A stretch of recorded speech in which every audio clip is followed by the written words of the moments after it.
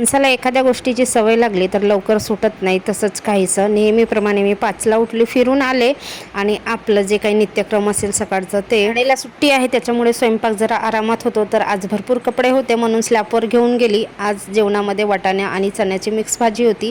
वाटाणा आणि चण्याची मिक्स भाजी असेल किंवा उसळ असेल तर मुरमुरे असतील घरात किंवा चिवडा असेल तर त्याच्यासोबत खायला मला छान वाटतं आणि आवडतं. मग बाजूवाली ताई पानं घेऊन आली तर तिचे बिडीची पानं आहेत हे. तर पाने बांधायला मी थोडीफार मदत केली कारण तिला बांधता येत नाही. फक्त ती अशी निवडून देते, एका व्यवस्थित ठेवून देते आणि मग बांधायचं काम मी करते. लग्नाला जायचं आहे म्हणून थोडंसं डोक्याला मेहंदी लावून घेतली तर मेहंदीसुद्धा सुकते आणि त्यांचे पानंसुद्धा बांधून होतात. गप्पा गोष्टीमध्ये वेळ पण निघून जातो.